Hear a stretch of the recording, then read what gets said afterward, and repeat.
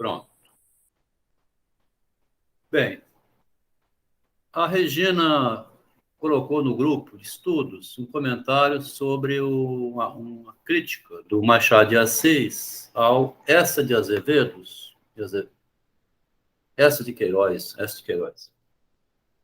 sobre o primo Basílio, que tinha, segundo Machado, boa noite, Maria, segundo Machado, nesse primo Basílio do Essa de Queiroz, era uma cópia, uma imitação, ele usa essa palavra imitação, do crime do Padre Amaro.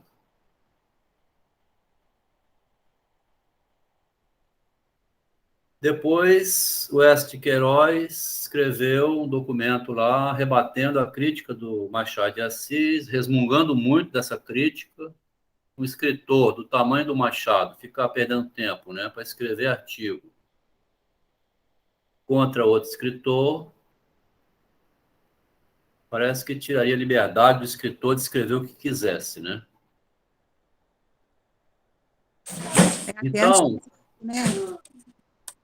então, a ideia da gente hoje, a Regina entregou esse comentário hoje, eu fui lá ver, e como a gente, ser humano, erra, né? O Machado não é um perfeito que não errou em nada. Eu acho que ele deve depois ter se arrependido do que escreveu, pode ser ou não, não sei, né? E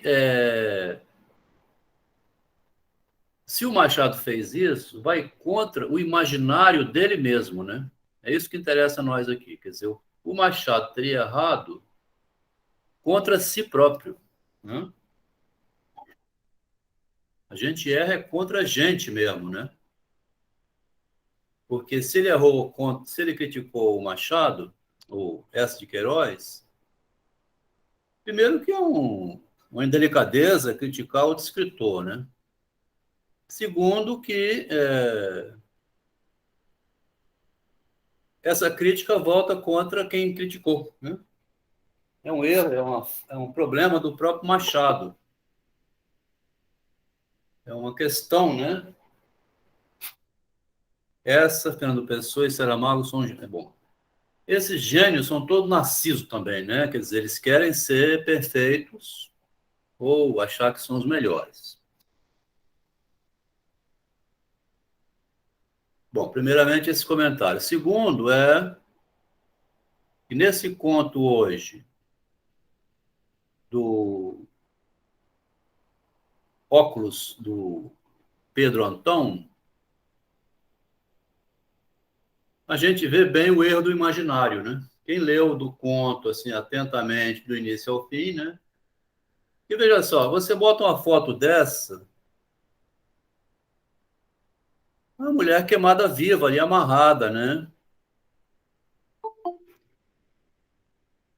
Tem uma mulher amarrada ali, ó. Tem que ser muito insensível para não sentir nada, né? Bom, tá chegando Monique pela primeira vez, não sei quem é, com um símbolo de japonês do lado, né? Maria Gabriela, boa noite. A Monique não foi permitida, né? É um estranho demais.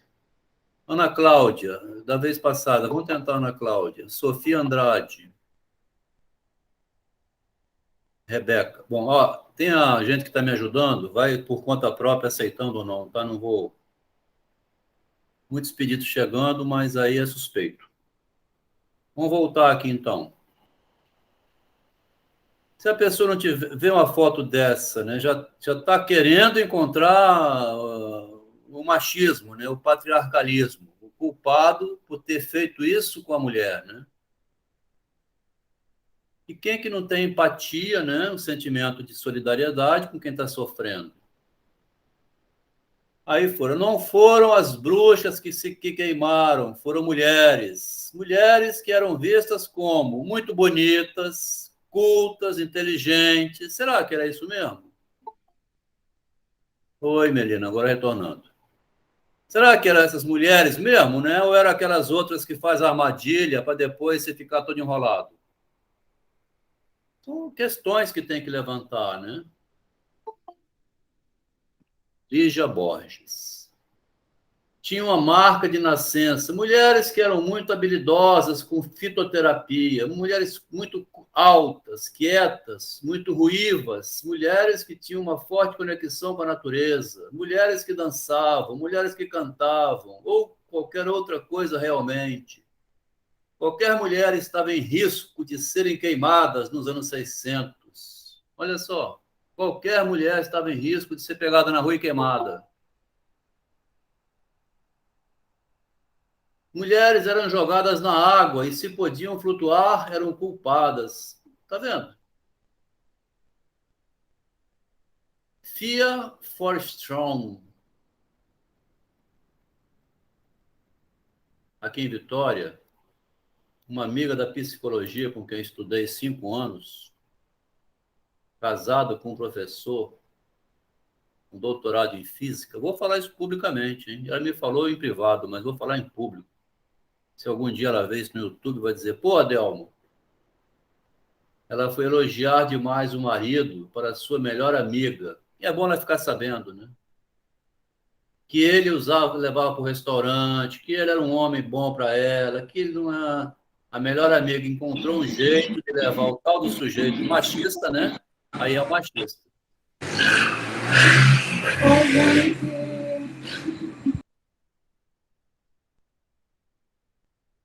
Então, daí a pouco ela começou a questionar, né? Pressionar demais o marido, que acabou dizendo, meu amor, já que você não quer sexo, não quer mais nada comigo, só tem um jeito, né? Eu vou tentar te falar. Adriano, né? Cadê o Adriano? Calma que estou excluindo. Até o Adriano foi eliminado.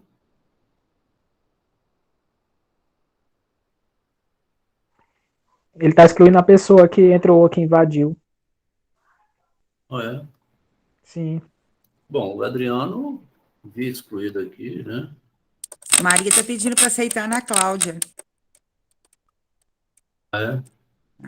Bom, pede aí no chat, vai aceitando. Pedi uma pessoa aqui para ir me ajudando, né? A melhor amiga ficou feliz da vida por ter destruído o casamento da outra, tá vendo? Depois fala bruxo da Idade Média. Cadê a bruxa da Idade Média? Tá aqui em Vitória, aí, solta. Feliz da vida, pegar uma mulher dessa e botar na fogueira, né? Alô, chegando o Freud.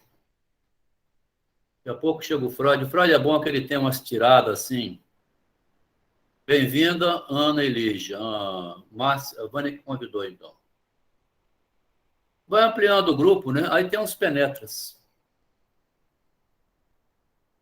Agora vou então começar, né? Porque esse imaginário aqui, que é uma imagem, um livro também é uma imagem, né? Por que que o Machado foi se meter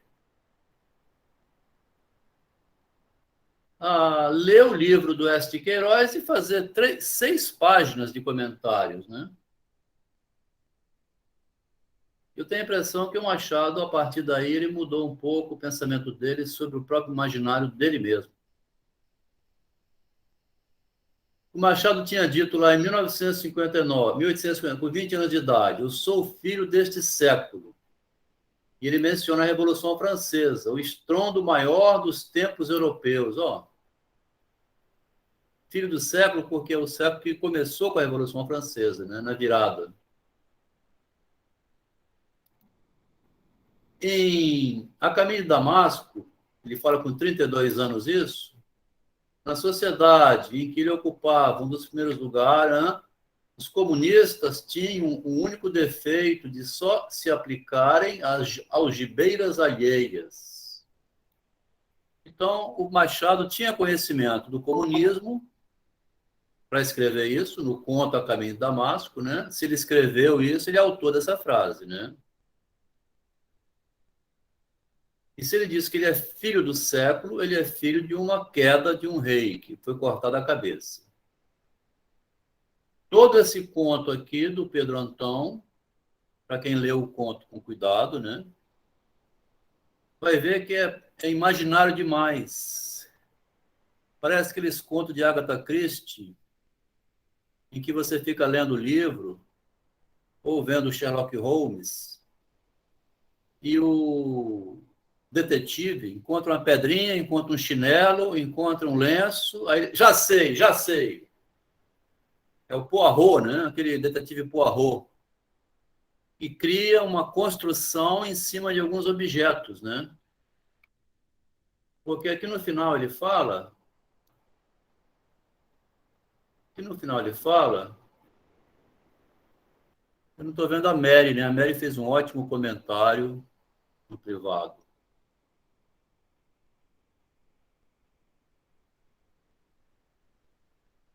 Calcule o leitor agora o leitor, o efeito deste escrito, espécie de dedo invisível que deitava por terra o edifício da minha interpretação. Veja bem, o efeito de um escrito que joga no lixo o edifício inteiro da interpretação. Tudo que eu interpretei está errado, é um chute. Daí para cá, não interpretei à primeira vista. A Mari anotou essa frase aqui, ó, que é o fechamento do conto, né? Não interpretei à primeira vista. A Mari chegando aí. Alô, Mari, boa noite.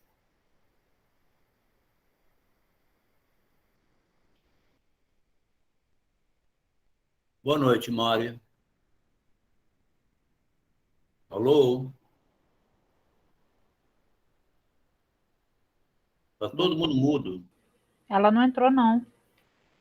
Agora Mari está entrou. participando. Vocês estão me ouvindo? Bem, Mari, muito bem. Você chegou, Mari, na hora que eu vim por fim do conto, estou no começo ainda, né? Mas deu um salto por fim, estava lembrando do seu nome, que você marcou essa frase aqui, ó. Lembra?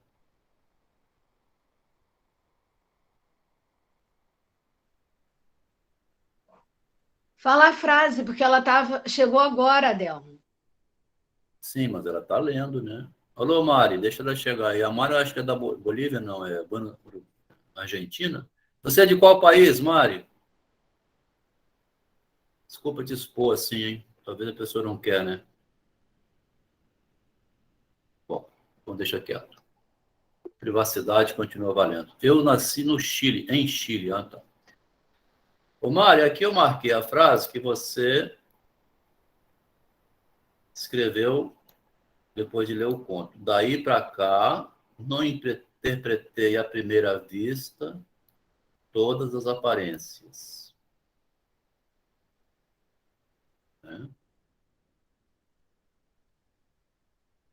O homem safo, ó. O homem safo. Eras capaz de provar que eu ontem matei um homem.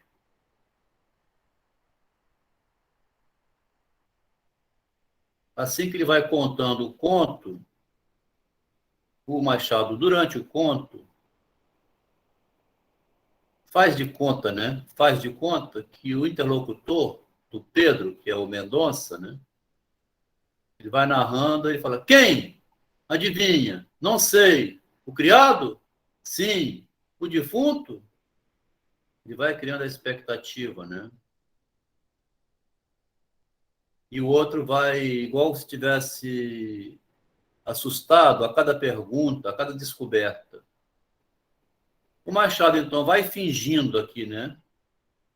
Um monte de descoberta, igual aqueles filmes que você fica com as duas mãos na boca, com medo de levar um tiro, né? Porque você se identifica com o personagem, você fica assim com a mão assim, ai, filme de terror, né? Vai levar um tiro, ele vai levar um tiro. Você sai do cinema assim, tonto, né? Olhando assim, ai, meu Deus. Parece que você estava lá no filme. Ele cria esse clima, né? Falso, né? Para dizer que você tem que ter cuidado. E o real, né?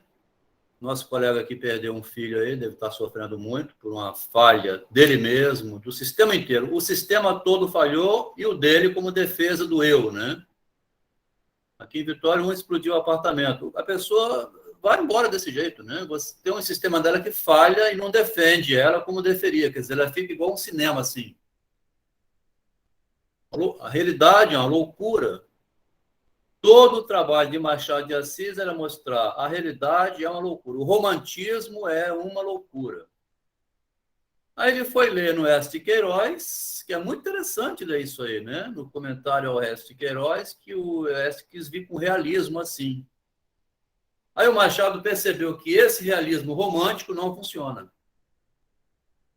Tá? Esse realismo romântico não funciona.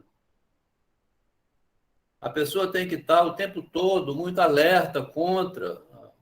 Imagino, né, que alguém foi visitar o rapaz e falou assim: calma, nós vamos conseguir sair dessa, vai dar tudo certo, vai dar tudo certo. Então você vai tentando acalmar para não ter pânico, né? Calma, vai dar tudo certo. Só que a pessoa sabe que eu finge, vai dar tudo certo, um cacete, pô. Eu tô na UTI, né? O cara tá me botando de maca na UTI lá, tô entrando para cirurgia. Rapaz, calma, vai dar tudo certo. Quer dizer, você pode entrar num coma ali, né? Ele errar uma merda. Então é preciso estar tudo, né, calmo, mas ao mesmo tempo em pânico, né? Que é a sua vida, né? Depois ainda vai dizer assim: por que você foi naquele hospital? Por que você procurou aquele médico? A pessoa ainda é culpada pelo erro do médico, né? Vamos dizer dessa maneira. Ou então culpada por ter namorado aquela pessoa, por ter escutado voz de prisão de um delegado. Tem que ter chamado urgentemente um bom advogado e falou assim: eu quero um habeas corpus hoje. Então, a linguagem tem essa tendência de acalmar o pânico da gente devido ao romantismo e também à boa vontade de ajudar, né? O Machado me dá a impressão, de vez em quando a Márcia comenta isso, parece que ele estava num processo de loucura, assim, vendo demais, porque ele, o tempo todo ele está mostrando lá, igual Mascarenhas com Oliveira, roubando, né? A gente já viu. E outros contos. Esse de hoje continua sendo um erro, igual o de Oliveira e Mascarenhas, só que é um erro devido a uma interpretação errada, né? Vamos começar, então. Primeiro ele fala que uma crônica.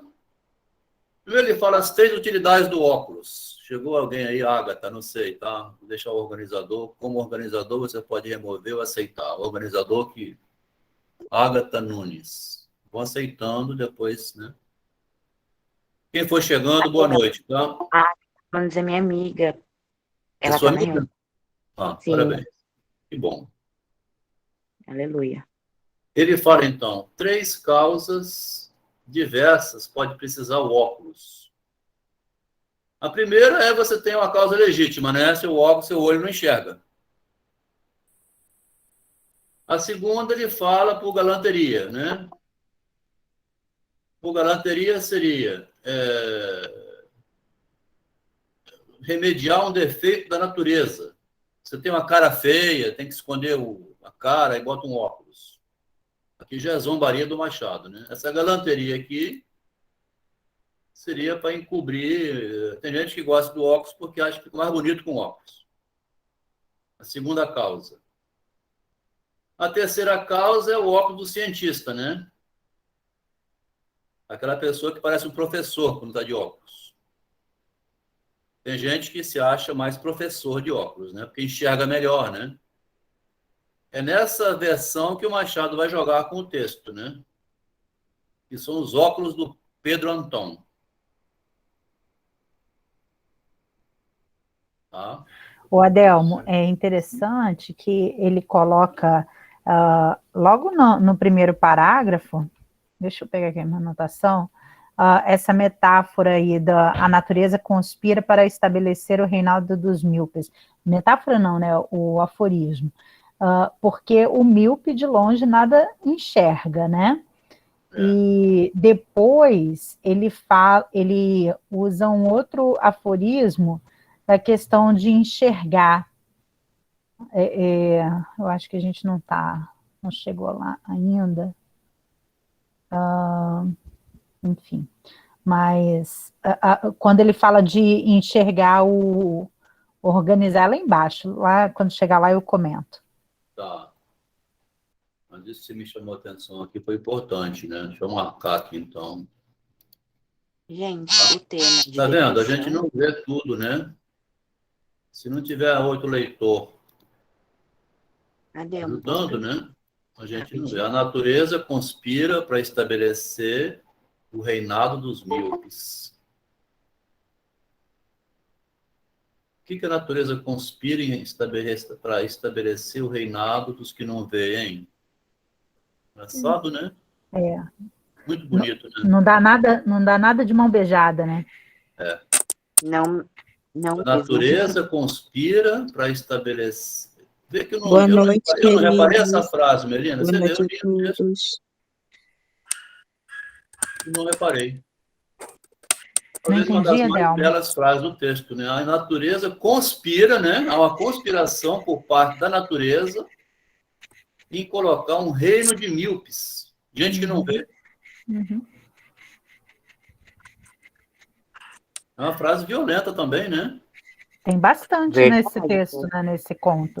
Eu até fiz Muito conexão aí interessante. com eu, essa, né, dessa conspiração da natureza, né, que é uma coisa que todo mundo, né, a não ser o autista, né, um demente, mas que todo mundo adquire, né, que é a natureza, né. Mas você vê só, se for jogar essa frase contra o Machado, ele foi míope quando leu o S. de Queiroz. Boa noite a todos. Desculpa o noite, atraso, Agatha. gente. É que eu tava lavando louça. Boa noite, Agatha. Boa noite. Então, se a natureza conspira para estabelecer um reino de míopes, o próprio Machado foi uma certa miopia, achando que, através do romântico, ele mostrava o real. O real sempre vai ficar escondido, né, com o romantismo. Não vai dizer, ele morreu na cruz para nos salvar. Lá no comentário do contra o S. de Queiroz, tem essa frase do cristianismo, né? Ele critica. Ele fala assim, essa, em 1878, né? Se Cristo morreu na cruz para nos salvar, tem muito real do sofrimento escondido aí. Daqui a pouco, essa frase aqui de 74 pode ser falada assim, Machado, você esqueceu que você, 4 anos atrás, tinha dito que você também é míope, né? Narcisismo é isso, ó.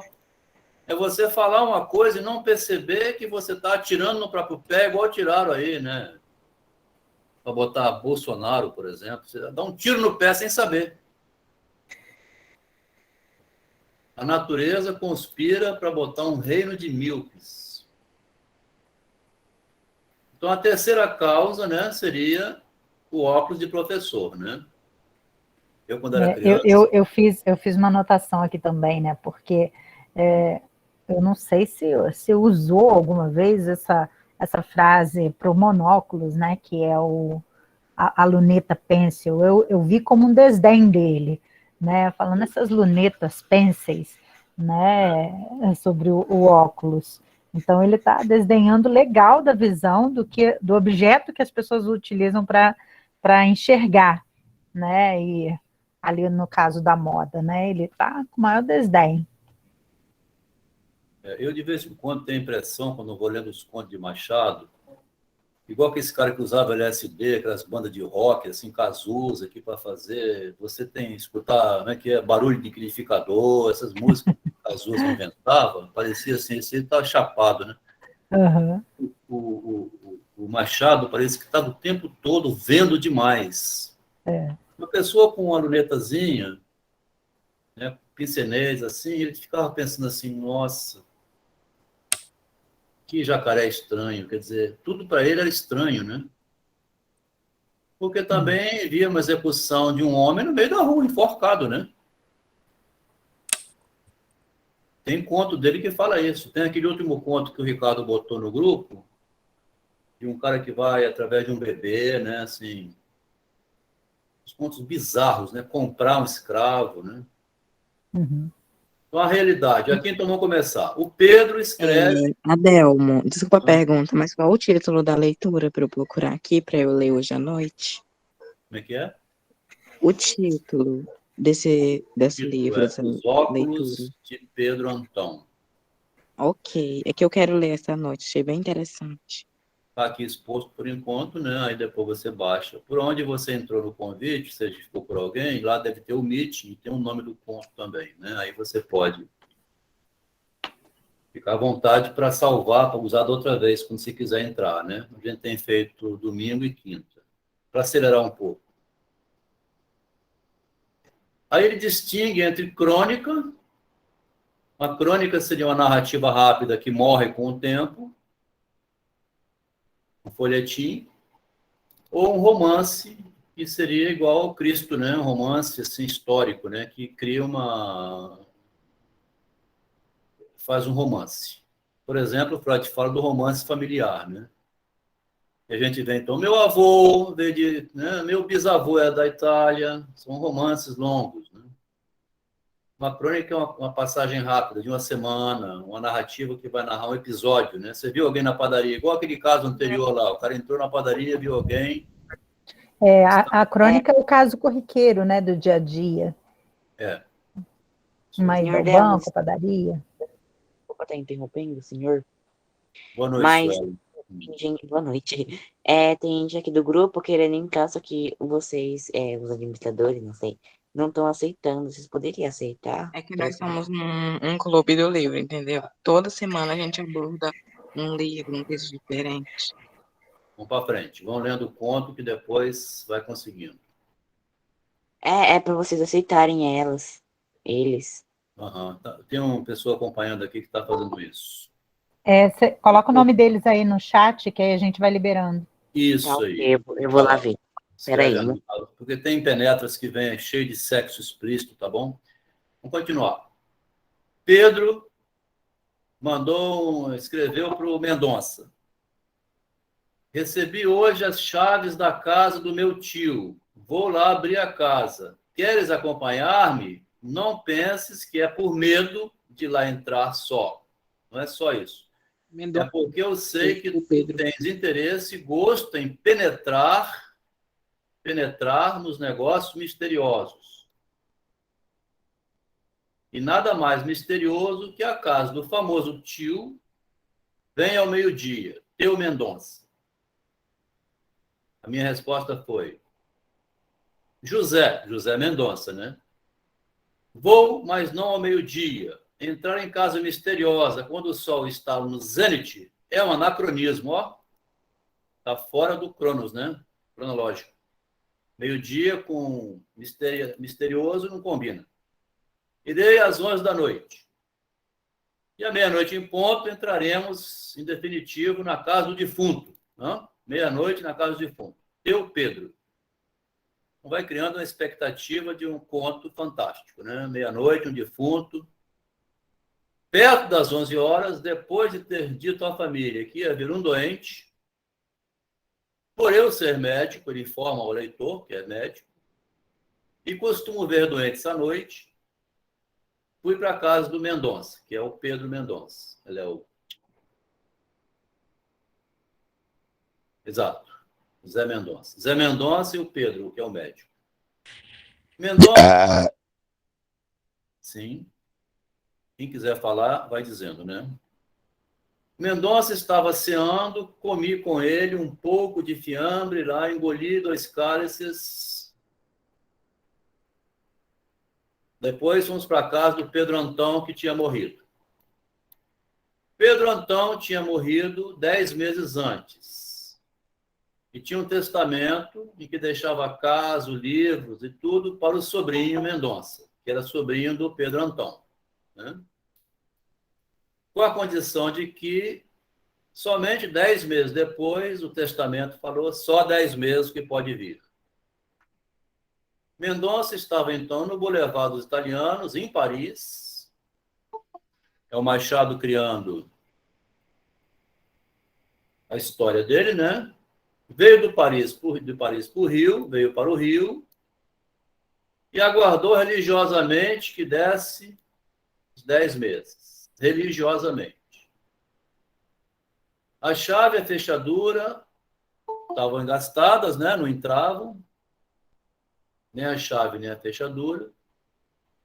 e precisou aqui de um latagão, que eles chamam, né? Veio um ajudante, que é um criado, que se gabava de não encontrar porta nem mulher que resistisse. Aquele ali abria a porta e abria a mulher também, pegava a mulher. A porta gemeu e tal. Aí ele fala sobre a página de um romance tétrico. Vê lá, disse Mendonça, onde queres que nos sentemos, nestas cadeiras, sujas como estão, 10 meses depois, cheias de pó, né? Limpam-se. E quem vai limpar? Eu. Aqui o corajoso vai ser sempre o médico, que é Pedro. E o Mendonça é o sobrinho do Pedro Antão. Eu vou limpar as cadeiras. Mendonça levantou os ombros, eu tirei da algibeira 2 lenços e com eles limpei melhor que pude 2 cadeiras. Mendonça viu me fazer esta operação com um sorriso. Vamos ver o resto da casa, disse Mendonça. Espera. Esperar o quê? Ficaremos agora a contemplar a sala? Parece-me um tolo, respondi. Tu queres a herança do tio, eu quero conhecer o homem. Então, aqui tem um diferencial entre o propósito de um e o outro. Um que é só herança. O narrador, que é o Pedro, né? Vou lembrar de uma coisa que eu esqueci de falar.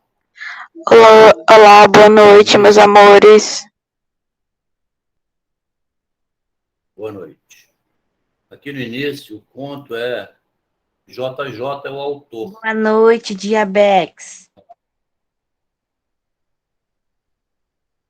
JJ é o pseudônimo do... Boa noite, irmã. O autor...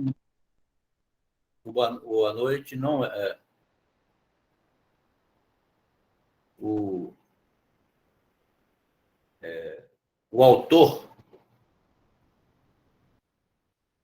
Foi assim que chegou a Melina, foi assim que chegou a Juliana, foi assim que chegou o Freud. Tem que ir deixando participar. Tem gente de cabeça e tem gente que não sabe o que é na vida, né? Eu não sei de onde que o Machado tinha preocupação de não se identificar, né? Criar um JJ. Esse autor aqui é JJ, né?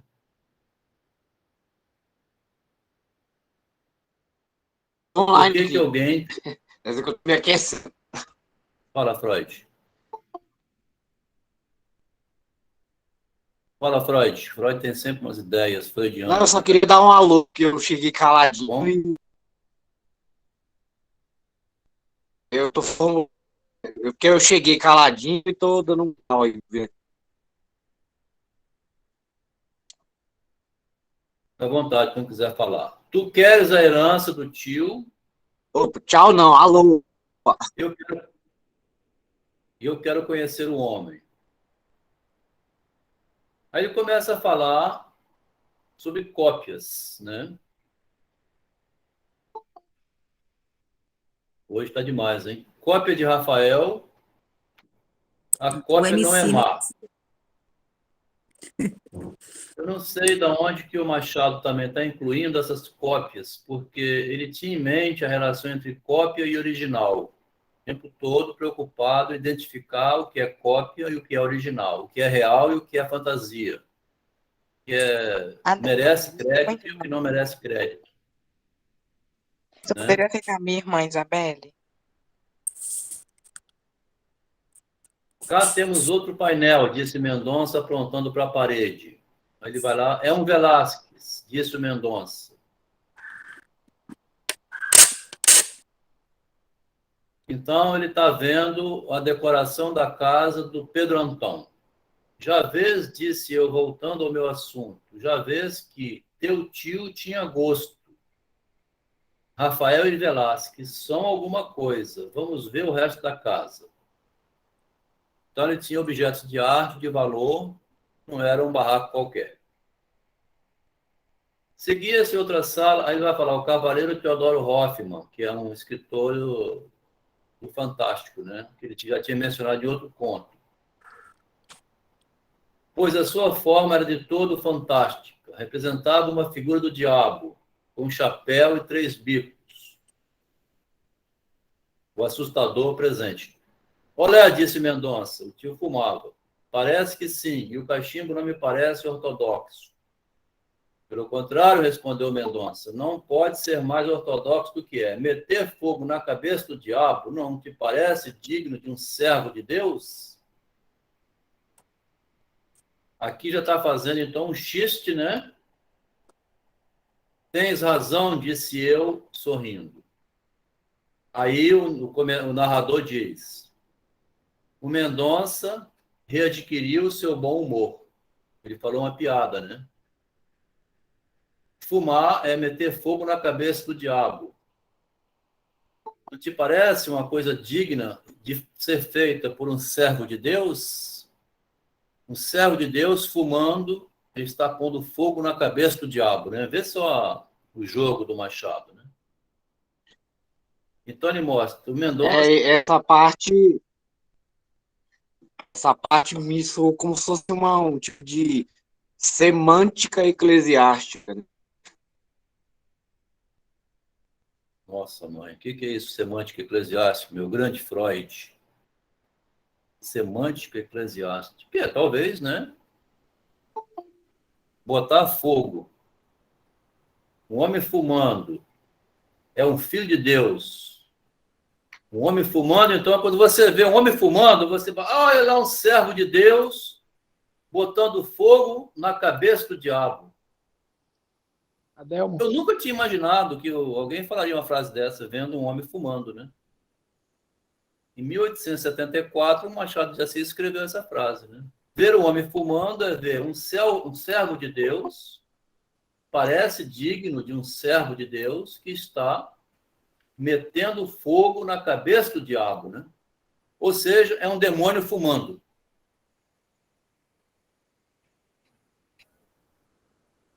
Quando Mendonça estava de bom humor, obedecia a tudo. Olha as frases do Machado. Pedro olha o símbolo e imagina o significado. Isso aí. A Vânia, da última vez, salvou todos esses prints, né, Vânia? Obrigado por ter enviado, se você estiver escutando, hein? Vânia salvou essas anotações todas, porque uma anotação dessa merece ser lida, né? Se alguém quiser ir lendo em voz alta... E a Vânia fotografou, botou os prints. Eu queria saber como tá meu áudio, que eu estou sem fone. Eu Tá tô ótimo, tirando foto Marcos. também, Tá para bom salvar. seu áudio, Marcos. Tô Não, é só- salvando aqui. É só uma observação dessa parte aí, dessa frase anterior que você estava falando, que ela é um pouquinho mais literal do que estão falando, né? Porque, na verdade, havia uma escultura do diabo, né, na mesa. E o cara apagava as cinzas ali. Aí por isso que ele usou essa expressão. Mas não é que ele tirou do nada, assim, né? Aqui a observação da Cláudia, né? Olha, nossa, observação interessante. Eu não quero perder. Se alguém puder ler para mim, eu agradeço. Tá? Para mim, não, para todo mundo que estiver ouvindo, né? Porque se você não ler para todo mundo, vai perder, né? Meio louco isso. Como se ele não estivesse em seu estado normal quando escreveu. Eu tenho essa impressão, né? O Machado devia cheirar alguma coisa, um opiáceo, né? Um rapé. Não estava no estado normal, né? Ou E logo depois, assim, uma criatividade muito grande. Hã? um tempo depois, ele mesmo, né, ele foi ficar recluso lá em Friburgo, né? Então, assim, eu acho que para a pessoa entender que não está bem, né, e se afastar, demora algum tempo. Então, você vê que o tempo que ele foi mais ou menos a partir desses contos aí que ele, né, estava muito preso no imaginário. O Adel, muito interessante é como ele faz um conto dialogar com o outro, né? Porque o cenário que ele descreve parece o do Capitão Mendonça, do Capitão Mendonça, né? Do sonho, que eles iam para uma sala igual, entrava numa rua escura à noite, então sempre a mesma característica. Eu até pensei, quando eu cheguei nessa parte, falei, nossa, muito igual ao outro conto, aí ele mudou para contar, né, a história do bilhete. A história da escada lá, do que ele imaginava que teria acontecido com o tio do menino. Isso aí. porque ele imaginou que acontecia com o tio, é imaginário. Mas é também interessante observar que os vários contos dialogam entre si, o autor é o mesmo. Então, como o autor do conto é o mesmo, na cabeça do autor, as ideias estão aparecendo em contos distintos, mas ele insere uma frase num conto que está relacionada a outro conto. Tá? A gente percebe isso também nos livros do Adelmo, né, que são independentes, né, mas interligados. Então, eu acho que é uma ideia que fica ali, né, e que de Freud Adelmo pegou o Badiou, foi para Freud, né, escreveu a obra dele e agora partiu para Machado, quer dizer. É porque com que lanterna que a gente caminha no escuro, né? Quer dizer, o futuro é uma escuridão total, né? Para eu não me suicidar, eu me agarro a alguma ideia. O pensador, que é, no caso aqui, o Machado, ele está numa rota assim, eu quero mostrar o real, eu quero mostrar o real, eu quero mostrar o real. Ele está nessa perseguição do real, o Machado. E ele começa nesse conto falando, né? O que eu vou contar é verdade, eu vi, né? Aconteceu. Exato. Por isso que eu suponho que aquele encontro dele com... O encontro com a desgraça é geralmente, se a pessoa for inteligente, aproveita o encontro com a desgraça. Se ele não for, se ele for fraco, né, ele cai. A desgraça mata ele, né? Então, o caiporismo é isso, né? O encontro com a desgraça, talvez em Machado, penso eu, ele falou assim, poxa, eu estou no caminho errado, né? Estou no caminho errado. Estou lendo realismo aqui em Este Queiroz, Primo Basílio, uma cópia lá do... O crime do Padre Amaro era verdade. Ele fala, na crítica, ele falou, aquele crime é real, né? Mas esse é uma cópia. Entende? Então, eu quero mostrar o real, mas eu estou mostrando ele de uma maneira errada, né? Não estou conseguindo ver o que eu quero mostrar. Interessante que ele fala isso dos quadros, né, que estavam lá na sala. São cópias, né? Exatamente isso também. Quer dizer, a obsessão do Machado, que ele falou, quero ir penetrando no homem, né? Eu quero penetrar no homem aqui para inserir nele a ideia do real e do perigo. O Oliveira não podia oferecer guarda-chuva a um estranho. Uma mulher não faz isso nunca, né? Ela nem sai do teatro. Eu não vou embora daqui. Cadê o tiro? Cadê o segurança? Ela não sai à noite. Mas o Oliveira quer penetrar o homem, né? Você tem que...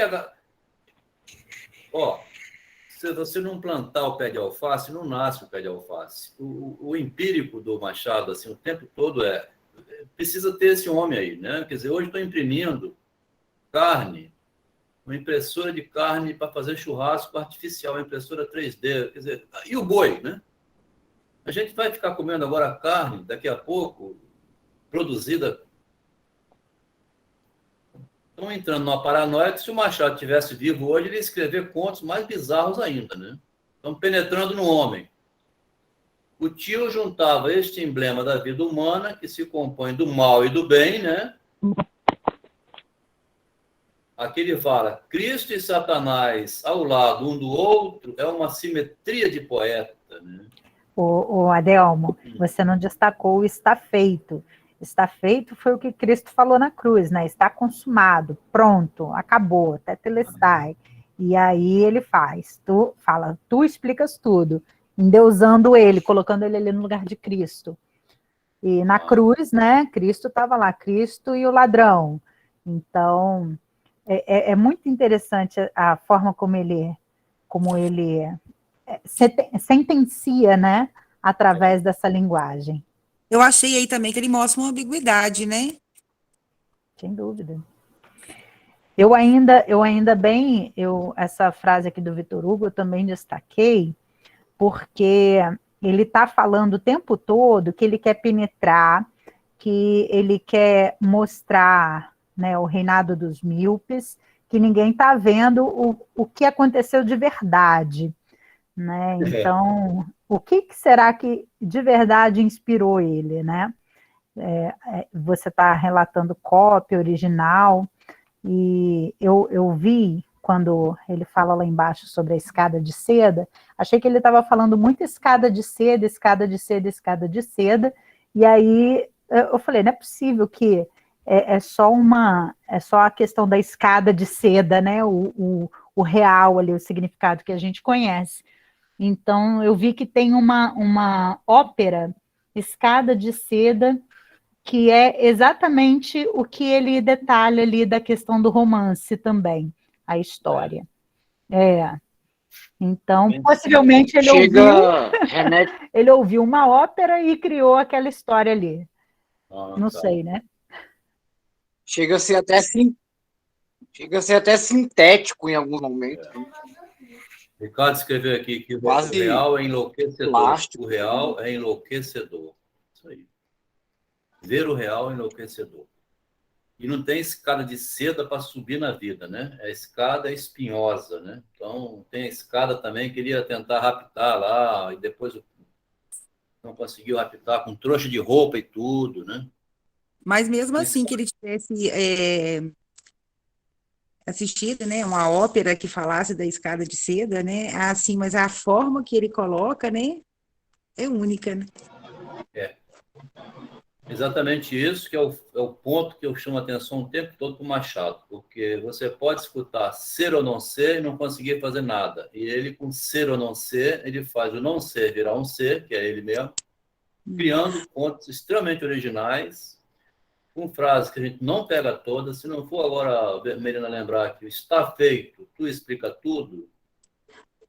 Porque assim, a pessoa não tira do nada, né, assim, as ideias, né?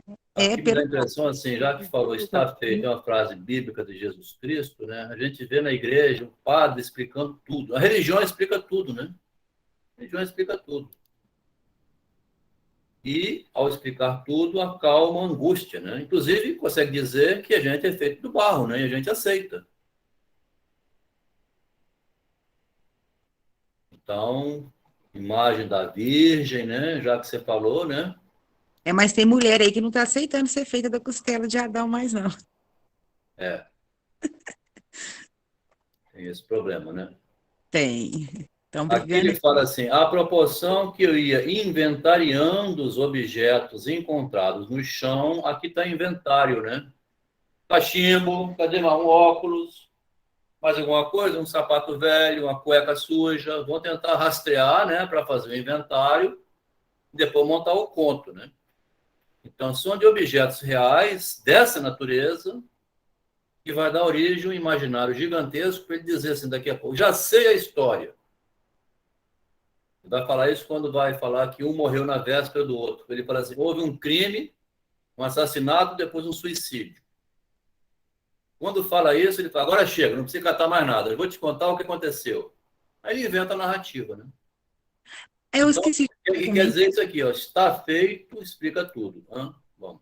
Eu achei interessante, que eu até esqueci de comentar, é quando ele fala que o amigo, né, viveu só naquele mundinho ali. Né, ele conhecia o Boulevard, né, conhecia muito, mas só ali. Então, assim... Levar em Paris, né? Então, ele não tinha, né, uma visão de outras situações, né, por isso ele ficava preso só naquela ideia, né, que era a herança e tal, mas, né, não tinha aquela criatividade, né, que o Machado tinha por conhecer outras coisas. O amigo sabia muito, né, de pouco. Isso aí.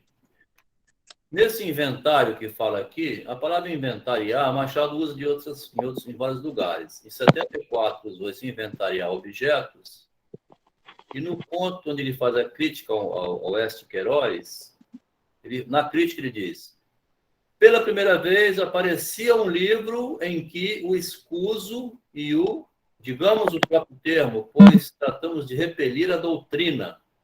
Repelir a doutrina. Não o talento, nem o homem. A crítica não é a Oeste Queiroz, é o livro. O escuso e o torpe eram tratados com um carinho minucioso, que ele fala do inventário. Então, ele inventaria uma série de coisas, ele faz um relatório gigante e vai preenchendo uma história. Aí ele fala assim, não oculta nada? pois que havia de fazer a maioria, se não admirar a fidelidade do autor fidedigno, né, fiel, que não esquece nada e que não oculta nada. Pois que justamente o trabalho de Machado é ficar ocultando, dando giros para você procurar também achar, porque aqui, quando a narrativa é explícita demais, aquela narrativa toda, e você vê assim, nossa, está muito bem encadeado isso, não tem caiporismo nenhum nesse livro, né? O livro é do início ao fim, assim, é uma história linear. Quando é assim, não existe na realidade, né? Não tropeçou, não foi traído, não, né? Não tem nada oculto, né? Não tem surpresa. Nesse conto, por exemplo, nesse conto aí, por exemplo, ele faz um jogo legal com essa questão de ocultação, né? Como ele sempre faz. Porque se a gente for ver, o título do conto é Os Óculos de Pedro Antão. Só que no final, quando eles acham aquela carta na gaveta, você vê que a forma, né, a relação do Pedro Antão com o óculos não se encaixa em nenhuma das formas que ele coloca no início. É interessante. O que me leva a pensar que a carta foi forjada, né? Forjada pelo Pedro. Porque se a gente for ver, ele queria abrir. Eu aproveitava, Marcos, assim, quer ver o comentário seu? Quer dizer, o óculos do cientista não serviu para nada, né? Sim. Mas lá no final, na carta o Pedro Antão fala que nem usava o óculos, né? Aí eu fiquei pensando assim, o fato da carta ter sido forjada, talvez, né? Porque senão o Machado não teria colocado esse título. Né? Eu acho que ele quis fazer uma brincadeira aí. E se a gente for pensar bem, antes deles abrirem o baú, eles vão na casa e o sujeito vai acordar às 10 horas da manhã. É tempo suficiente para o Pedro ir na casa com o criado, esconder aquela carta naquela gaveta, porque ao certo ele tentou abrir a secretária e não conseguiu. Ele colocou na gaveta, voltou para casa, almoçaram, e quando eles voltam... Viajou, pior que Machado agora é essa viagem sua, hein, Marcos? Aí eles tentam abrir a secretária e ele, por acidente, entre aspas, acha a gaveta. Ô, Marcos, eu já fiz relação desse bilhete com o bilhete lá do conto do último capítulo. Porque no último capítulo ele escreve a carta, né, lá de que ele vai se suicidar, tô indo embora, tô deixando essa vida, né? Fala da filosofia, que não é para... Enfim, não lembro agora dos trechos que ele fala sobre a filosofia, mas eu lembrei lá daquele conto. Aí, acidentalmente, ele abriu aquela gaveta lá. Ô, Marcos, olha o que escreveram aqui sobre você. Ó. Está aparecendo Ana Patrícia. Vou até ler aqui. Você está aparecendo Ana Patrícia. Nossa Senhora, Ana Patrícia eu chamei para vir, mas ela não está vindo não. Mas ela está sempre vendo o YouTube. É bom que ela vê o nome dela. Tem que falar, né? Quer dizer, Ana Patrícia, ela preenche demais, né? Quis dizer assim. Mas aqui, ó, ele sinaliza, Juliana, né, que é uma crônica de fatos reais. Acho que é a sinalização da ironia. Por causa de que seria uma sinalização da ironia? Se a crônica se refere a uma herança que seriam fatos reais. Tem até o rapaz que vai abrir a porta, né? É o que nem mulher, nem porta resiste a ele. Aqui a Vânia quer se expressar. Fala, Vânia. Eu agora me ocorreu, porque o Machado conhecia, né, o Edgar Allan Poe. Aquele livro que ele escreve sobre a carta roubada. Né? A carta roubada. Eu me lembrei disso agora. Entendi. E vou começar a prestar atenção no texto com alguma coisa desse nível, porque quando ele dispensa a questão do óculos do cientista, ele está indicando aqui que esse nível de investigação policial não é exatamente por aí que você vai achar alguma coisa. Nas entrelinhas, né? Alguma coisa mais sutil. Isso aí. Eu até ressaltei lá, quando ele fala do terceiro óculos, né, da terceira causa, na verdade, do óculos do cientista, eu destaquei essa frase, né, do desejo de parecer ou de brilhar. Então, ele fala isso lá. Também tem lá, né? Na entrada, né? Logo Desejo na de parecer entrada. brilhar, Mas E, parecer brilhar, como assim aqui? Em que sentido? ele quer aparecer, pode ser o narcisismo dele, inclusive, né? De quem? Do Pedro, do médico, né? Ou do Mendonça ou do autor? Aí, de quem agora? A gente pode decidir, um tribunal, né? Do Machado. Do Machado. Ele quer colocar. Sim, da forma narrativa do Machado, né? Ele está colocando em tudo nas entrelinhas, ele está conectando os contos, ele está falando dos olhos, que são a janela do corpo, os óculos são verdes, igual os olhos da coruja de vidro lá, os olhos de vidro da coruja do outro conto, né? Então, ele vai linkando uma coisa com a outra aí nesse rapé doido que ele usa. Interessante, né? Porque no início de Helena ele fala assim, lá no início de Helena ele joga a sentença do livro inteiro em uma linha só, ele fala assim, o comendador Vaz, que vai deixar uma herança, na morte, deixa uma herança, ele fala assim, aí o amigo dele, que sabe do documento, que sabia que ele ia ter uma filha fora do casamento, mas que não era filha também dele, nesse testamento tem uma falha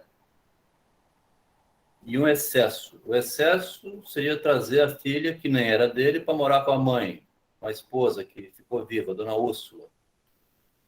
E o excesso. E a falha é esse homem ter tido uma filha no adultério, fora do casamento, e querer agora dar uma herança a ela. De repente aparece aqui uma mulher de 17 anos, que é herdeira também. Mas essa falha é pior ainda, que nem era filha dele. No final, Helena morre porque ela tentou entrar com uma espécie de uma usurpadora, oportunista, que ela sabia que não era filha de ninguém. Mas o Machado, estou falando isso tudo pelo seguinte, não ocultou nada. Se a pessoa não leu Helena, a gente lê Helena com aquele ar de inocência, do romantismo, e não pega essa maldade, né? Que é o Machado dizendo, não oculta nada. Então, a ocultação, para não aparecer o demoníaco, que é o romantismo, que é falar assim, não, a vida é sofrimento mesmo, gente, vamos aguentar. Aí você não mostra o real nunca, né? O Machado foi trocar tudo quando ele viu que se você ficar romantizando, a pessoa não vai ver, não conseguir pegar a mensagem. Seria isso, tá? E quando ele Novamente, acho que foi a Melina que citou Edgar Allan Poe, novamente ele aparece um pouco, só que naquele livro, nesse trecho aí do Machado, O Poço e o Pêndulo. Ah, é? O Poço e o Pêndulo, tem isso lá aqui? Tem, é o título de um dos textos eu lembro do título desse conto, mas onde é que tem o conteúdo, né? O título, o Poço e o Pêndulo é uma coisa oscilando, né? É uma oscilação e declínio, né? Beirando a morte, algo do tipo, uma coisa meio pessimista. Tem um pêndulo que vai passando cada vez mais perto do corpo, e o cara está amarrado e não consegue escapar, e o pêndulo vai acabar cortando o corpo. A gente vai lendo o conto ficando apavorado. A gente lê o conto, fica apavorado, porque fala assim, nossa, o pêndulo vai cortar o cara, e o tal Poe narrando, e você vai lendo aquilo e vai, meu Deus do céu. O conto assusta já. Contos assustadores. Tipo isso. Só que no caso aí, a gente transpõe para a vida real, né? Que é o que o Machado faz. É isso aí, a crônica, né? Então tá. Nos últimos 5 anos, bom, se alguém quiser falar, vamos falando. Ô, Adelmo, deixa eu só terminar de falar que hoje eu estou falante. O Montesquieu, que ele cita lá em cima, né? Por que ele cita o Montesquieu? Porque justamente ele também foi o que separou os poderes, né? Então, ele tirou a ideia do absolutismo e separou os poderes, tipo o que a gente tem hoje de Constituição no Brasil também. Legislativo, judiciário, Acho que eu não estou falando nada demais, não, né? Mas, assim, O no executivo. sentido de executivos, na verdade, de separar. Ele deu 3 visões lá em cima e depois ele quer incluir uma quarta. Então, ele tirou daquela questão nada é absoluto, né? Vamos dividir aqui, pôs essas 3 visões, essas 3 funções do óculos, para depois ele entrar com a quarta. Mais uma viagem. Ah, tá. Ele fala Montesquieu, né? Ele fala lá. A Mari levantou a mão. Vamos ouvir a Mary agora. Sim, Mari. Alô? Será que esbarrou? Eu estou ouvindo. Vamos ver se a Mary fala ou se ela esbarrou no teclado às vezes. Agora? Pode falar, Mary. Então, está me ouvindo? Sim. Tá. Então, eu estava falando que, ouvindo as falas do Marcos, da Vânia e da moça que falou sobre ambiguidade, é interessante como o Machado, ele insere o leitor dentro da trama dos contos. Às vezes, somos forçados a interpretar. E aí vão aquelas viagens, né? Além da história, do que ele está falando, tipo Dom Casmurro clássico, que a opinião está dividida entre se traiu ou não traiu. Sim. E por quê? Porque fora da ironia e da ambiguidade, que são marcas registradas do Machado, ele nos instiga, por isso que é tão atual. Ele nos instiga a ir além da leitura, a ir além, procurar em filosofias, em histórias passadas, em contos. Eu estava falando do Gato Preto também, que eu lembrei, né, daquele outro conto. É muito interessante, eu gosto muito, e eu curto muito as viagens das interpretações dos colegas. Você pode falar mais, porque você tem uma inteligência rara, viu, Mary? Só você percebe assim, com esse modo de você olhar e perceber, tá? Você fez um comentário agora de 30 segundos, economizando pensamento, né? Está economizando pensamento, né? Adelmo, o que ela disse aí é o que você vem falando ao longo dessa nossa saga aí, o tempo todo é investigativo, né? O que me ilustra, sabe quando tem aquele pessoal do FBI ou algo do tipo, que eles vão fazer uma investigação, eles pregam um monte de fotos numa parede e vai amarrando elas com aquela linha vermelha para ver se linha tem uma vermelha, ligação com a outra. Até eles colocam mas aqui está faltando botar a linha vermelha, porque a nossa leitura é do FBI, é investigativa, né? Se os colegas resolverem participar exatamente. Nós já viu aqueles filmes que aparece, eles colocam uma agulhazinha na parede lá com uma foto e vai amarrando tipo um barbante vermelho assim, vai ligando uma o que a Ana falou aqui, Freud, ó, o que a Ana falou aqui legal. Eu lendo Crime e Castigo estava bem assim. Porque lá em Crime e Castigo você tem que amarrar a linha, porque são muitos personagens. O próprio narrador... exatamente. O personagem principal, o Dostoiévski, tem um mau costume de usar uns 7, 8 nomes. Ele usa vários nomes para o mesmo sujeito. Vamos falar. Pode falar, Mary. Fica à vontade, hein? Alô? O Machado ali estava mais para Sherlock Holmes. Quer falar, Mary? Mary, está muito baixo, Mary. Aumenta seu microfone. É o Marcos que queria falar. Uhum. Mary, quando você for falar, fala perto do microfone. Agora está chegando bom para mim, tá? É o Marcos que quer falar? Fala, Marcos. Não é só um pensamento, né? Que eu percebo que o escritor ele tem meio uma aversão ao óbvio, né? Então, acho que quando o Machado viu o Essa fazer algo parecido, tipo usar todos os pontinhos, né?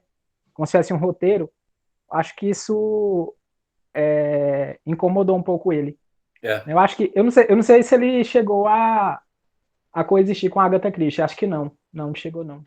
Acho que ele teria cortado os pulos. Me parece que Acho que incomodou muito. Você falou uma frase agora que seu comentário, Marcos, desculpa interromper, mas seu comentário até me ajuda pelo seguinte: ao fazer uma narrativa muito linear e previsível, tira todas as surpresas da vida, que é o que ele diz, não oculta nada, não tem nada oculto.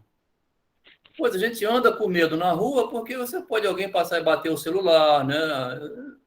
Cadê o oculto? É isso aí. Foi bom o seu comentário. E o que eu acho interessante é que essa coisa do óbvio, ela é tão assim frágil, né, de você trabalhar, porque até a linguagem jurídica, que é uma das linguagens mais frias que tem, você tem o princípio da isonomia, né? Você pode ter umas 10 acusações contra o sujeito, se você não tiver provas cabais, o sujeito, até aquele momento, ele tem que ser tratado como inocente, né? É o princípio da isonomia, né? Tem que ter provas cabais para o cara poder ser enquadrado. Até na jurisdição, né? O óbvio é meio assim que descartado. Porque até encontrar o criminoso, ele se esconde tanto que o óbvio você não acha, né? E ele está deixando explícito aqui que nada é óbvio, apesar dele dizer que é uma história real, a Juliana até colocou aqui, né? É uma narração fiel do que me aconteceu há 3 anos. Aconteceu a quem? Tem a trapaça nas falas de quem é que fala. Um comportamento esquizoide, penso de tempo, personagens, ações. Então, existe realmente essa ideia. E, por outro lado, ele usa a palavra penetrar o tempo todo nesse conto. Eu vou penetrar, você está penetrando, vou penetrar profundamente, né? Parece até hipnoterapia. Mas exatamente, tentar penetrar pelo mistério, porque não é óbvio, né? O Marcos está marcando bem essa palavra, eu gostei, o Freud também, assim, o óbvio. Porque se fosse óbvio era fácil, né? Se fosse óbvio era fácil, você não ia morrer na prisão, não ia ser traído nunca, porque é óbvio, né? Doutora, vem cá, é óbvio que eu sou médico na cidade e essa mulher está me denunciando. Se fosse óbvio, não tinha nem crime, né? Desde muito tempo. Nos últimos 5 anos, nem saía de casa. Era um criado que lhe trazia o que precisava. Este mesmo criado morreu na véspera de morrer o tio. Qual foi o motivo da morte do criado? Não sei. Creio que uma apoplexia. Quem sabe?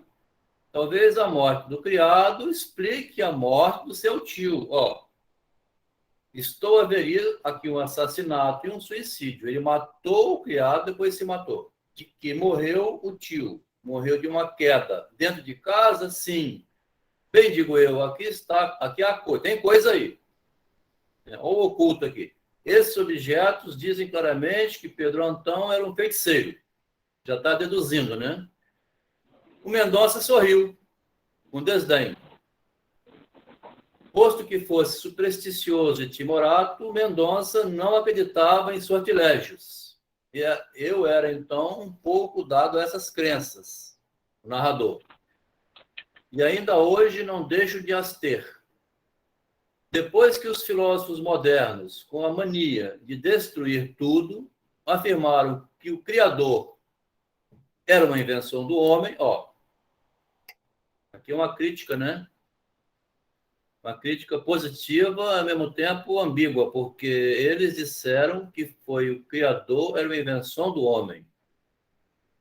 O que não deixa de ser, né, um problema para a religião, no caso. Eu que não dou, porque ele é supersticioso, eu que não dou ao acaso as honras de ter criado o universo, uma frase linda, né? Não dar ao acaso as honras de ter criado o universo. Substituir Deus por um grande feiticeiro, autor de todas as coisas, e nem por isso sou mais absurdo que os filósofos. Continuo sendo absurdo também ao dizer essas coisas. Aqui aquela moça que falou que o Machado devia estar chapado quando escreve isso, né? É a frase dela que tinha que ser lida aí, né? Depois eu leio de novo. Acho interessante. Para escrever essas coisas tem que estar bem que quer dizer, continuei eu, esta madeixa de cabelos amarelos? O que quer dizer essa madeixa aqui, então, já que você explica tudo? É uma madeixa de cabelo, respondeu Mendonça, que amareceu com o tempo, né? E esta página de hebraico não quer dizer alguma coisa? Não sei se é hebraico ou siríaco. Deve ser hebraico. Eu não conheço essas línguas. Aí vai. Viveu aqui recluso sem procurar a família, nem recebê-la em casa. Ao princípio, correu que o tio tinha alguma beleza escondida e meu pai procurou saber, disso conversando com o criado, mas o criado disse que não havia ninguém. Verdade é que o primo Antônio, aí vai, familiares, né? Que diziam os vizinhos? Apenas um afirmou ter ouvido uma noite gemidos lúgubres cá dentro. No dia seguinte, não sei se por humanidade, se por curiosidade, mandou o vizinho saber o que era. Não, Divas. Veremos se eu descubro. Não tens nada que descobrir. Creio que o tio era doido. É o que parece. Veremos. Isso. Talvez essa secretária nos diga alguma coisa, mas está fechada. Como é que vai abrir amanhã? Pois sim, vamos ver o resto do sótão. Aí vai subir. Pegou a vela. Era um par de óculos que achou. Examinemos os óculos. Os óculos que nada particular indicavam. Tinham asas grossas, aí vai. Seguimos levando... Quem quiser marcar alguma coisa, fica à vontade, hein? Eu sinalizei ali, eu acho que você deve gostar disso, na parte que ele fala do hebraico, eu até coloquei no chat, eu não conheço essas línguas, mas conheço os caracteres. E aí eu fiz esse paralelo para o signo e para o significado. Conhece os signos, mas não conhece o significado. Ou seja, ler, todo mundo pode ler as palavras. Vizinho, sei o que é vizinho.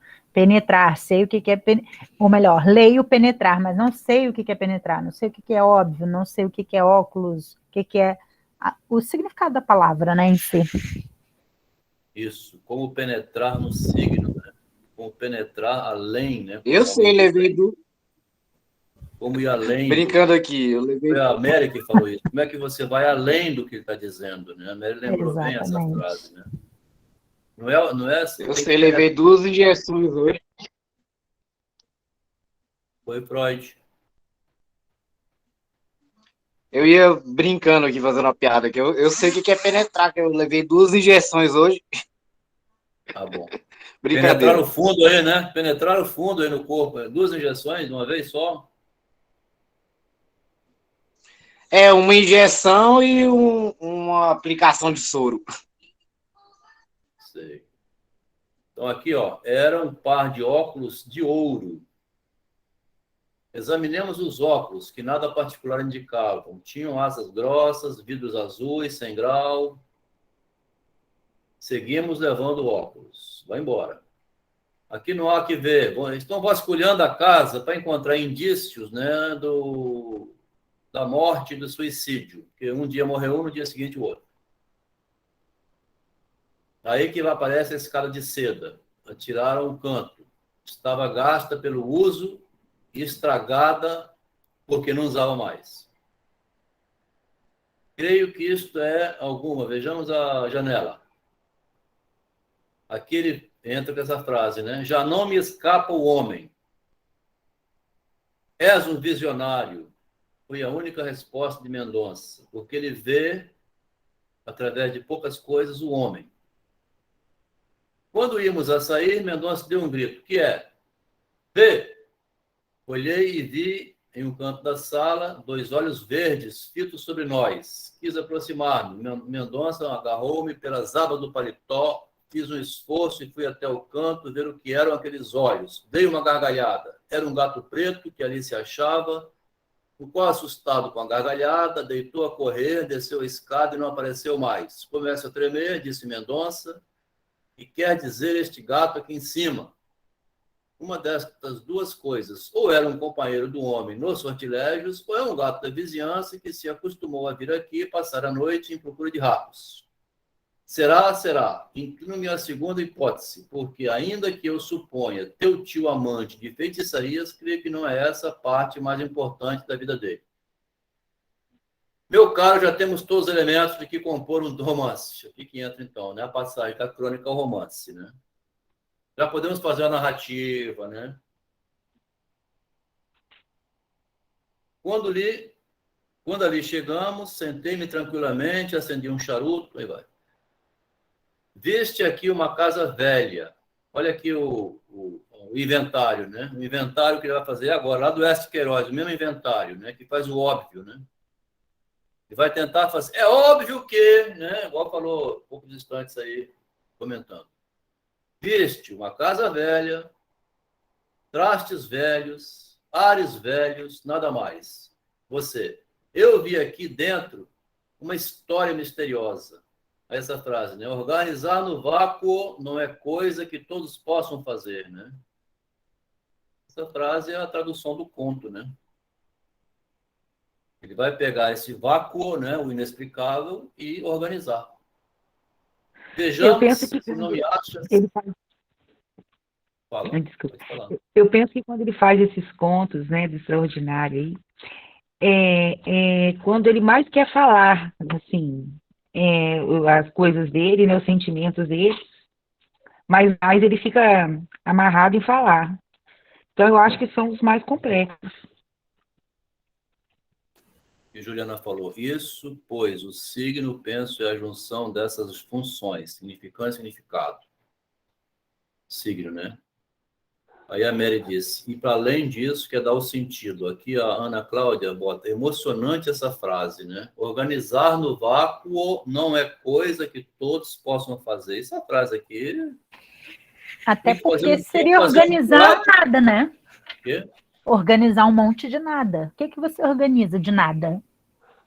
Mas é necessário, o que impressionou a Ana aqui, que eu também concordo, assim, a gente muitas vezes está perdido no vácuo, né?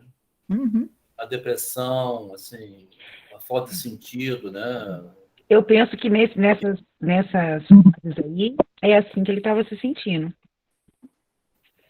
Você vê que Digamos, ele tem a sensibilidade para ver dessa maneira, né? O Machado tem a sensibilidade que permite capturar essas frases. Porque isso aqui, o homem comum, o homem banal, assim, ele não vê, ele não consegue fazer uma frase dessa, né? Naturalmente um homem banal vai olhar e vai falar, não tem nada para organizar, nem tem nada aí. O que você está vendo de errado? Está tudo organizado. Vai trabalhar, meu filho. Vai para o emprego. Você está reclamando de quê? Tem a casa, a comida, o carro, você tem a namorada, você... não tem vazio, né? Não tem vazio. Você está tão vazio, né? Para você se organizar naquele vazio, né? Eu vou pedir licença para falar. Eu estou só escrevendo, é porque eu estou gripada. E a Maria sempre me chama para participar e geralmente eu não consigo. Hoje eu não consegui ler os textos com antecedência, mas eu estou fazendo esse processo de leitura junto com vocês.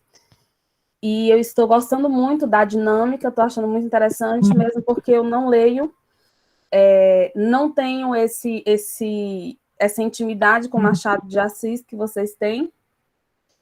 E na minha época escolar, eu tive aquele trauma que a gente tem na escola, então eu meio que me afastei dos clássicos brasileiros e eu estou com um projeto agora na minha velhice de voltar, de começar a ler, porque eu compreendi que foi uma situação lá da minha adolescência, que foi um projeto mal trabalhado. E eu fiquei realmente muito interessada agora com essa dinâmica que vocês estão fazendo, com essa leitura, aguçou muito mais ainda a minha vontade de começar, de ler, de ir em frente. E eu gostei muito dessa parte, foi uma parte que me deixou realmente emocionada, porque a visão que alguém tem da situação, do lugar, né? Viste aqui uma casa velha, trastes velhos, ares velhos, nada mais. Eu vi aqui dentro uma história misteriosa. Organizar no vácuo não é coisa que todos possam fazer.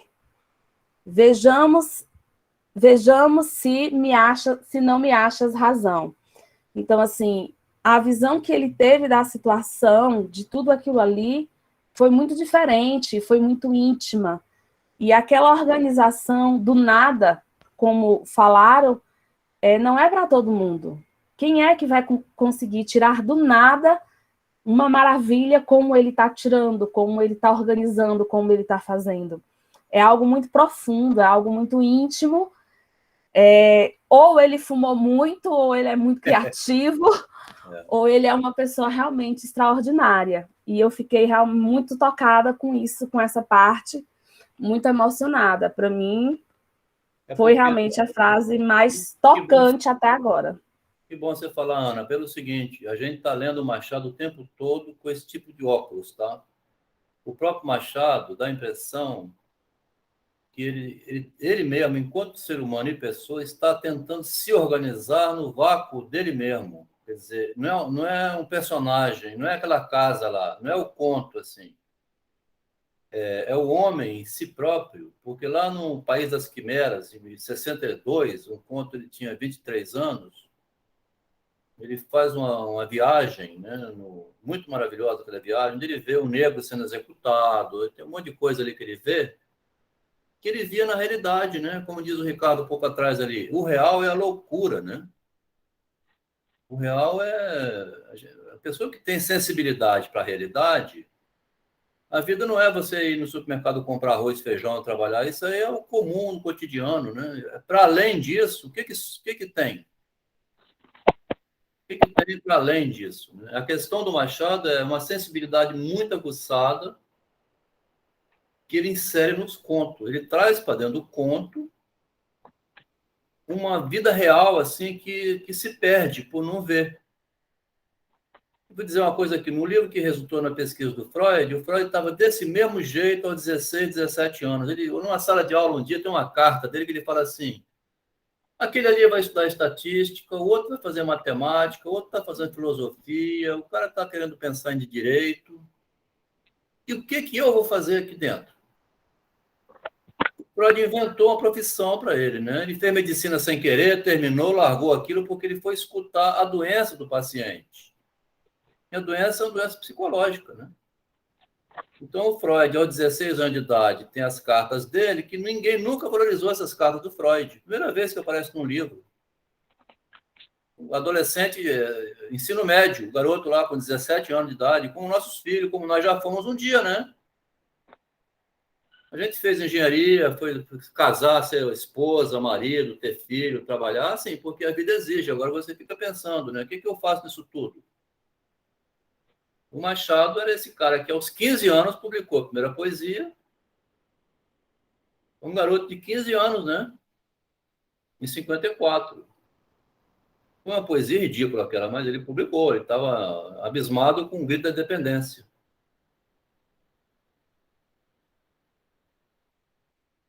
Aqui ele fala uma frase que depois ele vai falar várias vezes, né? Um conto para passar o tempo.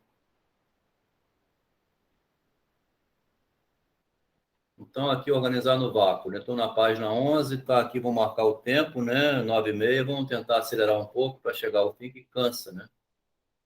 Foi uma paixão, não te rias. Eu imagino que teu tio se apaixonou por alguma dama formosa. Sabes de onde conclui isto? Do gosto pelas artes, né?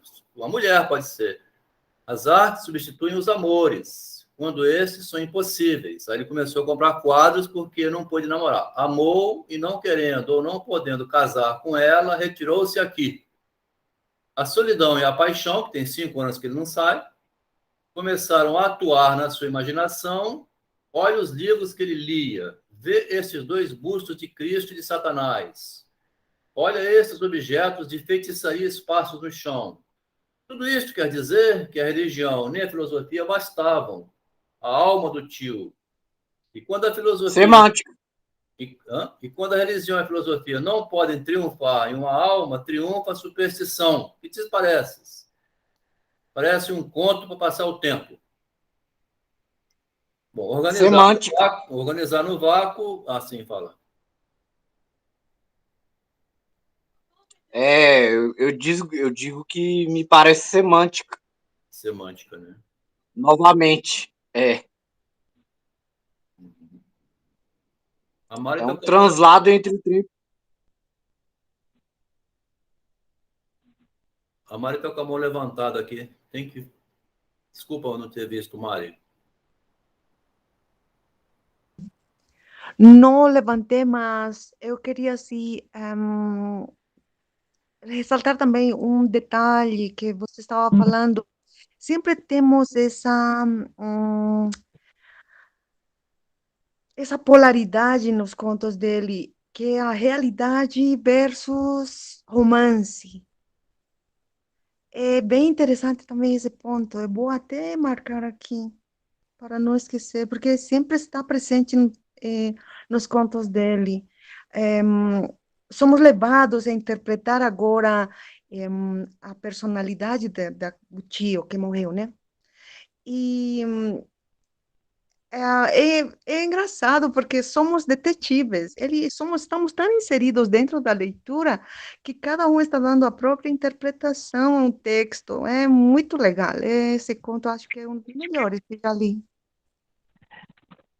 Ô, Mari, interessante que a gente acaba fazendo como ele, né? Sim, exatamente. Eu acho que era isso que ele procurava quando escrevia os contos dele. Interagir, é um diálogo que ele são os personagens e quem está narrando e é o leitor também. O leitor vira personagem, né? Isso. E detetive. Detetive, doutor. Essa parte que ele fala aí de superstição me lembrou muito o texto da semana passada, né? Que ele termina falando que a superstição é a rainha do mundo, A né? rainha do mundo, é. Porque se você pensar, a religião, como ele coloca aí, ela é seleta, né? Porque o que é religião? É um conjunto de regras, né? Então ela é seleta, né? Tem que encaixar ali naquele conjunto de regras, independente da religião. Já a ciência também é seleta porque é procedimento organizado, né? Se não tiver o método, o científico não é ciência. Então, é seleto também exclui muita coisa, né? A filosofia, né, aqui tomando emprestado de Shakespeare, também não vai abarcar tudo. Na verdade, até teria capacidade para tal, mas depende do ser humano, né? Então, o próprio Shakespeare vai dizer que há mais mistérios entre o céu e a terra do que supõe a vã filosofia. Então, fica tudo a superstição mesmo. Então, ela acaba sendo mesmo a rainha do mundo, né? Onde essas áreas não dão conta, a superstição é rainha.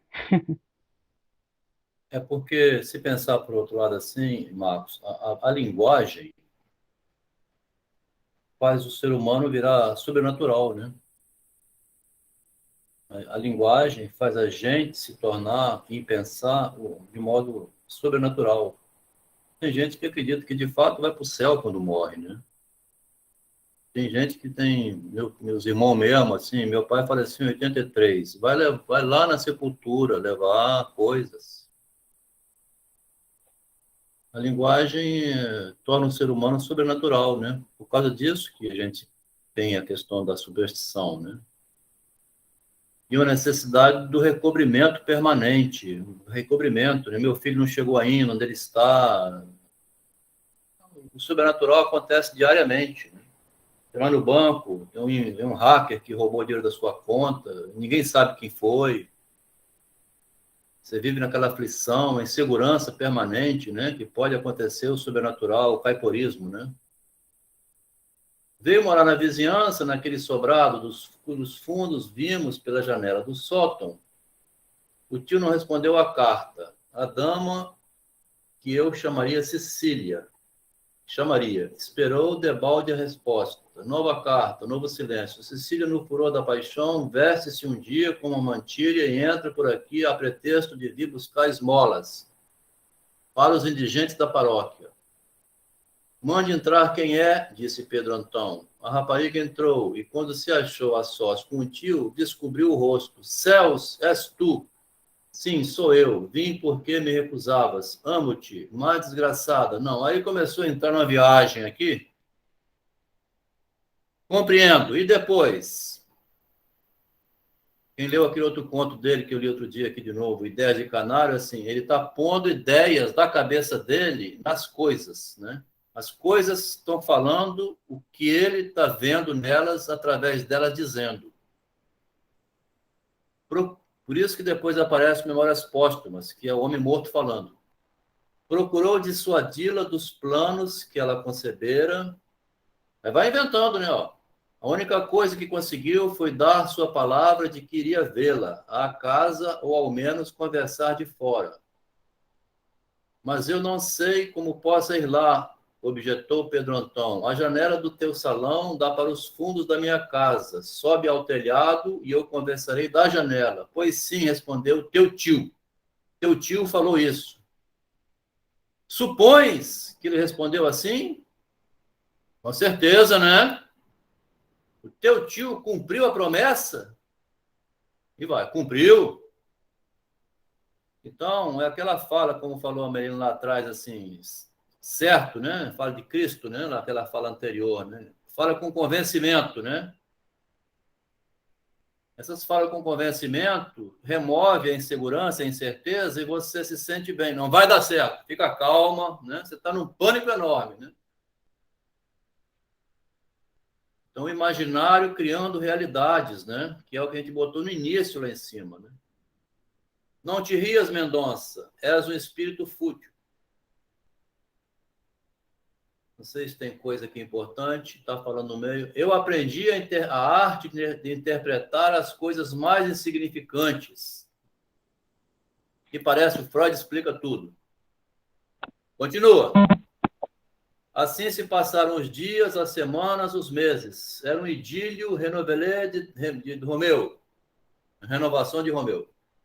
Um dia, provavelmente, o pai da moça percebeu que alguém costumava perlustrar os telhados. E vai.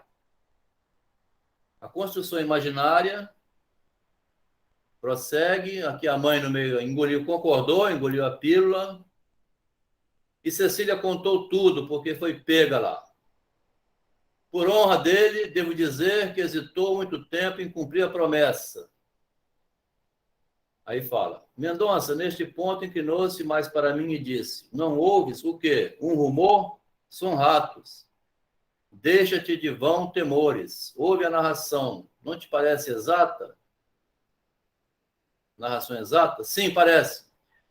Tens uma penetração rara. Quem não dirá que isso não é a verdade? Ou penetrando no homem. O Freud tinha a pretensão de penetrar lá na Dora, né? Trazer de dentro do íntimo o inconsciente. Ninguém pode dizê-lo. Continua.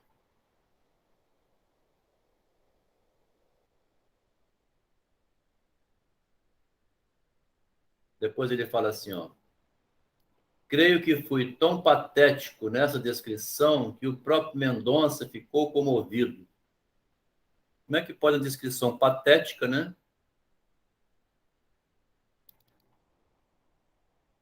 Como é que pode descrição patética ficar comovido? Se fosse convincente, né? Chorava, tá certo, comovido, mas patética é bizarra, né? Ficou comovido. Eu acho que é porque aí o. Esforço, eu acho que é porque aí o. Ah. Eu acho que é porque aí o Machado finalmente está descrevendo uma cena de. Eu vou vender barato aqui o que é o amor, né?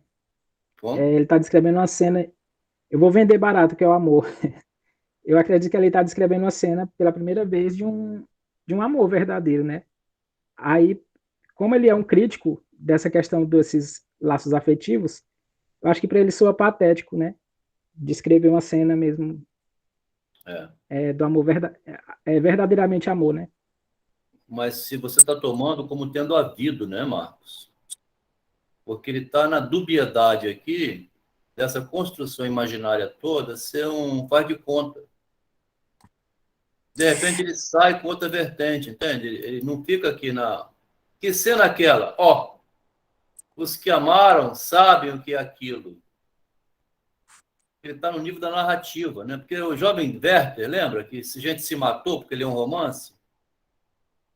Os que amaram sabem, por isso que se matam. Valeu, jovem Werther. Ai, meu Deus, meu marido me largou, estou só, estou vendo uma morte aqui, o cara vai dar pulo da janela e se mata. Eu acho até que ele faz uma certa zombaria. Eu acho que ele faz uma certa zombaria ali, quer dizer, que às vezes o patético comove, né? E E mata E as também, né? coisas mais profundas, né? A pessoa passa por cima. Então, deixa de ser pateta, né? Vamos dizer assim. Ficar comovido com essa patetice toda, se liga, né? O caipora aqui dançou, porque se você acreditar nisso aqui e vier igual coisa aqui em cima, né? A pessoa bota esse quadro maldosamente. É mais fácil acreditar no patético, né? Assim. Pois é, exatamente esse é o problema, né? Você vê uma figura dessa, vê uma descrição dessa aqui, de propósito, isso aqui fica banindo meus textos na internet, né? Um texto desse não tinha que ser banido, não? Não foram mulheres as bruxas que queimaram. Não foram bruxas, foram mulheres. Aí a pessoa chega em casa, vê o marido nervoso, fica com medo de ser queimada viva, né? É tão forte aqui a narrativa. De vez em quando até era bom ficar ligada mesmo, né? Porque... Mas o patético vai criando uma realidade. O Marcos falou alguma coisa ali sobre dois pombinhos, não deu para eu ler. Alguém pode repetir?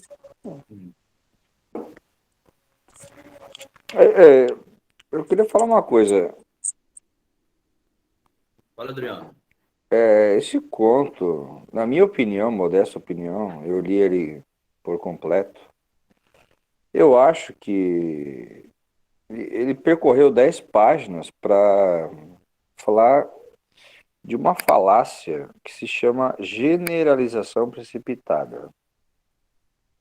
E aonde está a deixa é na última frase.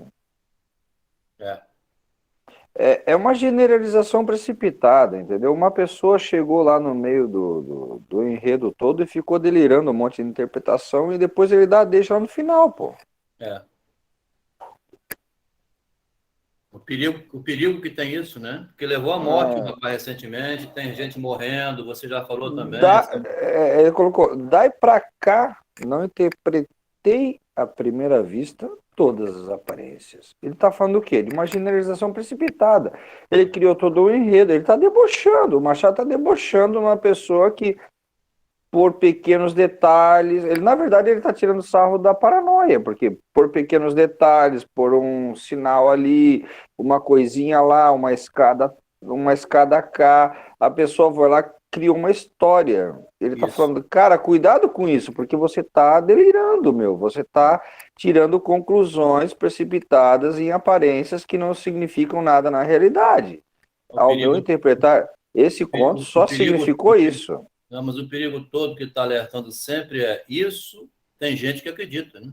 Isso, eu li esse conto, peguei um livro meu do Arthur Schopenhauer, que fala sobre a arte de ter razão, e tem lá dentro de todos os estratagemas esse que fala sobre a generalização precipitada. Fechou como uma luva. Agora, se eu estou imaginando coisas, poderei, mas para mim fechou como uma luva. Tanto que fala que é óculos, né? O óculos Isso, o óculos é enxergar além das aparências, né? Isso aí. A mãe engoliu a pílula, né? Tá muito na cara. Na verdade, eu achei esse conto um pouco cansativo, porque ele ficou uma coisa inteira, tipo 10 páginas, criou uma história, tá certo que teve na época, lá do século XVIII, 1874, coisa tal. Ele estava tentando mostrar algo que ele viu, né? Sei lá se viu, se não viu. Mas assim, ele criou um conto para demonstrar alguma coisa. Agora, se você vai na filosofia ao qual ele critica, eu já estou achando até uma certa ironia, porque eu acho que ele está puxando para a filosofia. Porque teve filósofos, por exemplo, a arte de ter razão de Schopenhauer, ele fala sobre esse tipo de interpretação. E, é um estratagema de 2 frases. É muito simples de entender. Mas, então, eu acho que ele pegou em 10 páginas, fez uma ilustração que podia ter dito em 2 frases. Eu achei isso, na verdade, é o que eu achei, né? Pois é, mas uma missa não é uma hora de missa? Uma hora de missa, mas não fala porra nenhuma, né? Fala o quê lá? Fala o que fala uma missa, pô? Exatamente. É uma missa de 1 hora, né? Falando só de superstição, de você tem que fazer isso e aquilo, a pessoa obedece, né? Dá dinheiro ao padre, né? Então, o logro, justamente, tem na outra frase que a gente trouxe para cá do comunismo, né? Você... Enfim, o alerta do Machado, por mais que ele faça um conto assim, aparentemente banal como é esse, o problema todo é que há uma tendência, como disse a Márcia há pouco instante, a o quê? A acreditar nessas coisas que falo aqui, patéticas, né? Tendência que está em ficar comovido ainda. Uma delegada acreditou numa narrativa patética, prendeu um rapaz e o rapaz morreu na prisão. O Machado está dizendo isso, aconteceu agora, gente. É preciso levar em conta isso. Quer dizer, você não pode ficar acreditando nessas imagens. Exatamente. Aqui, essas imagens aqui, a delegada está influenciada por isso aqui, ó. A delegada está influenciada por isso aqui. Ela está prendendo gente influenciada por isso aqui. Ela lê essas coisas na internet, né? Nós temos que acabar com isso, gente. Não é pouco, não. Quer dizer, o que o Adriano está apontando é patético, porque seja patético, tem gente acreditando nisso e prendendo, né? Acabando com o casamento, né? Destruindo psicologicamente o outro. Eu mesmo perdi meu filho, né? Porque é verdade demais esse patético, né? Aí fala aqui assim... Exatamente. Ele trouxe o que seria um conceito, um contexto quase bíblico dentro da filosofia para a realidade do que a gente vive. Isso aí. Para terminar, depois a gente pode voltar se precisar, porque vai sobrar 10 horas, não vou querer passar disso. Meu sobrinho. Mendonça abriu o rolo, continha uma folha de papel com as seguintes palavras. Meu sobrinho, deixo o mundo sem saudades. Vivo recluso tanto tempo para me acostumar à morte. Ultimamente li algumas obras de filosofia da história e tais coisas vi, tais explicações encontrei de fatos e até aqui reconhecidos e tive uma ideia excêntrica. Deixei aí uma escada de seda, uns óculos verdes, que eu nunca usei, e outros objetos, a fim de que tu ou algum pascácio igual inventasse a meu respeito um romance que toda a gente acreditaria, até o achado deste papel. Livra-te da filosofia da história. Calcule agora o leitor o efeito deste escrito. Espécie de dedo invisível que me deitava por terra o edifício da minha interpretação. Daí para cá, interpretei à primeira vista, não interpretei as aparências mais. Então, Adelmo. Deixa um recado para o sobrinho, fala. É por causa dessa carta que eu acho que a carta é falsa, porque se a gente reler o conto, você percebe que o Pedro dá 2 deslizes, né? Ele está visando publicar um romance, né? Eu entendo dessa forma, porque no primeiro ele fala assim, aqui você vê uma casa com um monte de coisas velhas, mas aqui eu enxergo uma história, né? Esse é o primeiro ponto, onde ele desliza. E no segundo ponto, onde ele desliza, é uma parte onde ele vai continuar contando a história para o amigo dele. Aí ele fala assim, aqui o leitor não sei o quê, aí o amigo dele fala assim, o leitor? Aí ele, não, é assim não, aí continua. É como se ele já estivesse escrevendo a história, né? Então vamos pensar o seguinte, lá no início, agora eu esqueci o nome do cara, o que recebeu a herança aí, ele fala desse Pedro e diz que esse Pedro gosta muito de histórias misteriosas, né, que ele gosta disso, e que por isso vai convidar ele para abrir a casa, né, para eles darem uma olhada lá. Então vamos pensar por um lado, o cara está recebendo a herança do tio, né, e ele já tem esse amigo que gosta de histórias misteriosas. E nessa carta que ele forja, ele coloca o tio do cara pedindo para escrever um romance com aqueles elementos que o cara já tinha utilizado contando essa história. Então o cara já está recebendo a herança do tio, então ele vai satisfazer o desejo do tio. Ainda ele coloca aí, ó, procure qualquer... Tem um nome que ele coloca, Pascácio, que quer dizer palhaço, né? Ele não leva o amigo a sério. Lá no início deixa claro, né? procure alguém para fazer um romance com esses itens aqui, que ele fala, né? Que aí tem a escada de seda e tal. Obviamente ele vai pensar no Pedro. Por isso que eu acho que a carta é forjada, né? Pode ser, né? Pode ser. Agora, de qualquer maneira, esse final também é suspeito, né? Ele joga o final para piorar mais ainda, quer dizer... Não, mas, o pessoal, assim, eu posso estar muito equivocado, mas quando ele mostra a carta que foi encontrada, o que ele quer dizer? Ele quer dizer o seguinte, quando ele fala e contra a filosofia, ele está debochando, meu. É. A religião ele coloca como um disfarce, porque você não pode se ater às aparências, você não pode se ater a uma elucubração numa pessoa que entrou numa casa e viu um monte de vestígios e criou uma narrativa. Você tem que encontrar a carta que é o real. A carta é o real. Você tem que encontrar a carta que significa exatamente aquilo que a pessoa quis dizer. Ele está debochando, meu. É. Ele quer mostrar que a filosofia ainda é a última saída. Machado quis dizer isso para mim. Eu entendi isso. É. E no final aí, eu fui mais doido ainda. Eu entendi ele confunde por causa da religião, que ele liga a filosofia com a religião, mas ele está confundindo o leitor. Ele está falando que a filosofia é a saída. Imagina a época que ele escreveu isso, cara, 1874. É. Quem que dominava? Quem era a razão dominante, o dogma dominante? Era a religião, cara. A filosofia era um verme. Quer dizer, não era um verme, mas era uma coisa socialmente aceita, era um verme, porque ninguém aceitava a filosofia. Era difícil, né? E também que eu acho que hoje em dia não, hoje em dia a filosofia é diferente, mas ele está zombando da religião, ocultando a filosofia.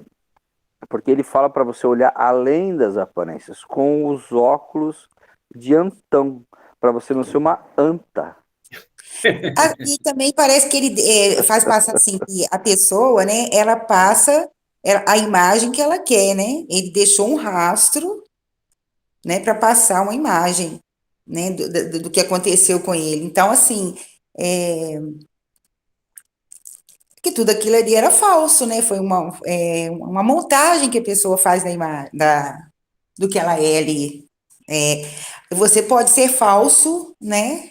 Passar uma coisa sobre a sua vida para o outro entender aquilo, né? Da maneira que você quis que ele entendesse. Eu vou tentar usar uma analogia do momento de hoje. Acontece um fato enigmático social. E daí vem o senso comum e começa a falar um monte de merda. Fulano aconteceu o quê? Aconteceu aquilo, aconteceu o quê? Aí depois vem a psicologia forense, vem o detetive, vem os caralho, as quatro vão lá investigar o fato para entender o real. É isso que ele tá falando, pô. Não julgue pela aparência, porque por detrás do pano tem muita coisa que ninguém tá vendo, pô. Ele chama atenção para isso muito, Machado, preocupado com ainda, porque estava no início, né, surgindo Darwin, né, 1860, né, o Freud veio logo depois, assim, depois estava vivendo Nietzsche nessa mesma época, né, querendo desbaratar um pouco, era o fim da Idade Média ainda, com resquício de religião, a química estava começando, a biologia também, são ciências que foram se desprendendo do abstrato, assim, da abstração metafísica, e surgindo uma garantia real de construir as coisas. Fala, Mary. Mary deu aqui sinal de que quer se pronunciar. Então, só para fechar, eu acho que todas essas 10 páginas que falam que muita retórica, é preciso, porque ele cria essa atmosfera, essa oposição entre os dois personagens, Mendonça e Pedro, né?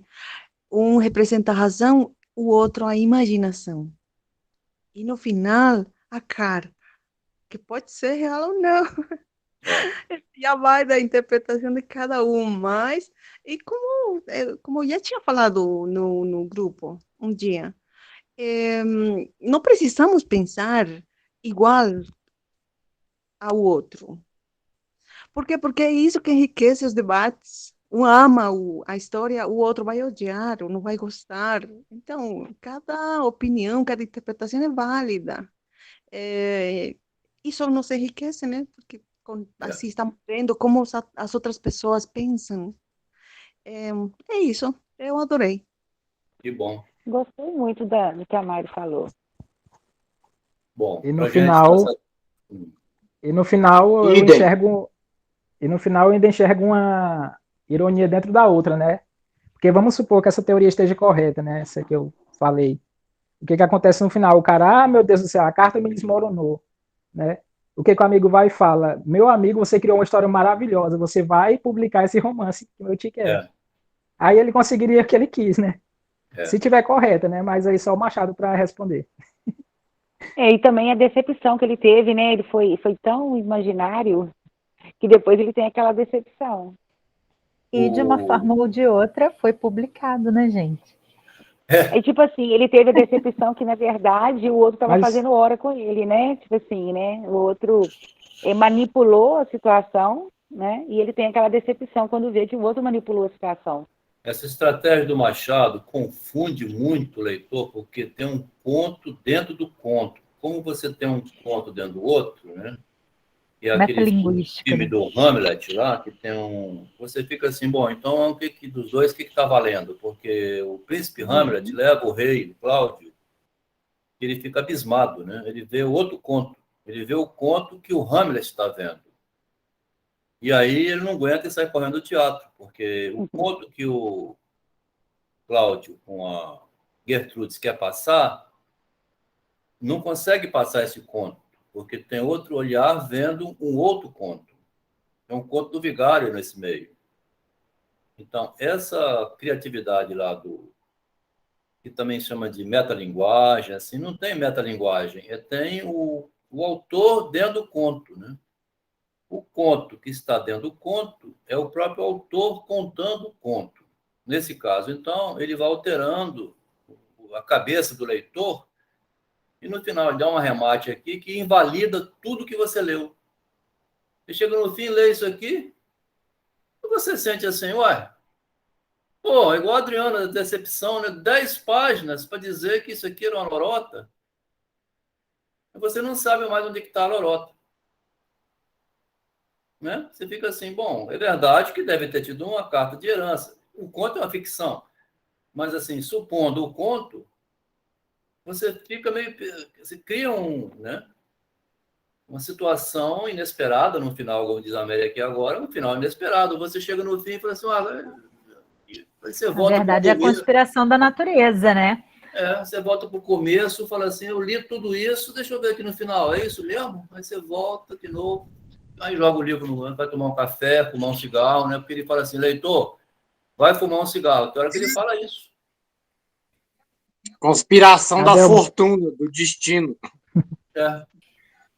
Vamos continuar lendo o Machado, né? Depois a gente bota outro conto lá. Tem cada conto, assim, que você fica cada um mais besta que o outro, esse homem tão criativo, né? Vamos deixar por aqui hoje, são 2 horas já de vídeo. Agradeço a todo mundo por ter aparecido. Boa noite, todo mundo. Boa noite. Boa noite. A gente que agradece, Adelmo. Boa noite, Márcio. Boa noite, Melina. Boa noite, boa noite. Com certeza. Boa noite, obrigada. Obrigado, Mary. Tchau, gente. Amanhã, meu final de semana vai ser terrível. Vou fazer uma gravação de um videoclipe. Depois eu mando para vocês. Beleza, manda pra gente. Boa noite, Maria. Tchau, Mary. Boa noite, Adriano, Ana Cláudia. Parabéns, Ana Cláudia, por ter vindo, hein? Que bom, tá? Continua com a gente aí. Valeu, obrigado.